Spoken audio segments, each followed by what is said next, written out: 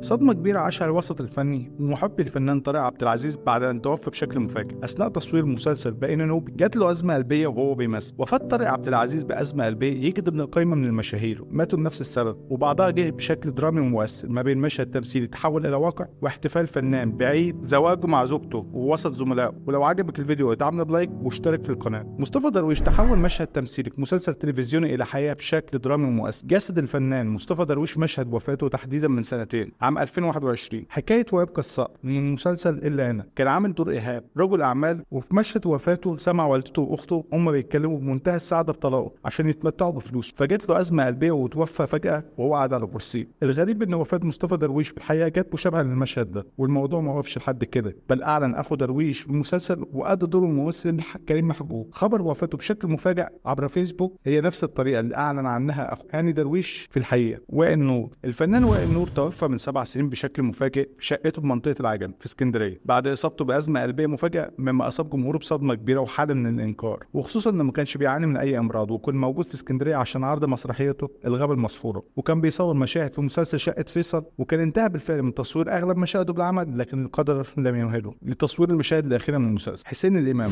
رحل على عالمنا الفنان حسين الإمام عام 2014 بعد إصابته بأزمة قلبية داخل بيته خلال احتفاله مع بعض الأصدقاء بالاحتفال بعيد ميلاد زوجته. وكان حسين الإمام انتهى قبل وفاته من تصوير نحو 90% من دوره في مسلسل كلام على الورق بطولة هيفاء وهبي. ممدوح عبد العليم، توفى النجم ممدوح عبد العليم في 5 يناير 2016 عن عمر ناهز 60 عقب إصابته بأزمة قلبية مفاجئة أثناء ممارسته الرياضة بإحدى صالات الجيم. بعدها تم نقله على الفور إلى مستشفى الأنجلو لكن وفته المنية. مصطفى متولي، عن عمر 51 سنة، توفى الفنان مصطفى متولي بعد أن جاله ألم شديد ومفاجئ في القلب وما قدرش يقاوم، وسجل تاريخ الوفاة في 5 أغسطس سنة 2000. وداهم الألم قلب مصطفى متولي بعد انتهائه من العرض المسرحية بودي جارد من بطولة عادل إمام، حيث جات له أزمة قلبية حادة بمجرد انتهائه من العرض مساء السبت وتوفى على أسرع. نجاح الموجي، أيضا رحل الفنان نجاح الموجي عن عالمنا في 25 سبتمبر 1988 متأثرا بأزمة قلبية شديدة بعد شعوره بألم شديد في الصدر. الفنان يوسف عيد، في صباح الاثنين 22 سبتمبر 2014 أعلن وفاة نجم الكوميديا يوسف عيد عن عمر يناهز 66 بعد أن أصيب قلبه بأزمة مفاجئة، وكان الخبر مفاجئ أصلا للجميع وبالأخص أسرته، وخصوصا لما لقوه متوفيا لوحده في المنزل. محمد بطاوي، كما توفى الفنان محمد بطاوي في 7 أكتوبر 2023 أحد نجوم مسرح مصر، وذلك إثر تعرضه لأزمة قلبية مفاجئة. حصل لصمة، فوجئ المصريين صباح يوم الحد 7 أغسطس 2011 على خبر وفاة المطرب الشعبي حسن لصمة عن عمر يناهز 52 سنة بعد إصابته بأزمة قلبية مفاجئة بعد ما حس الراحل بألم شديد فجر يوم وفاته. تم نقله إلى مستشفى كليوباترا بمصر الجديدة، لكن روحه انتقلت إلى بارعها بعد ساعات من شعوره بالألم، وتوفى بشكل مفاجئ وشيعت جنازته من مسجد النور بالعباسية.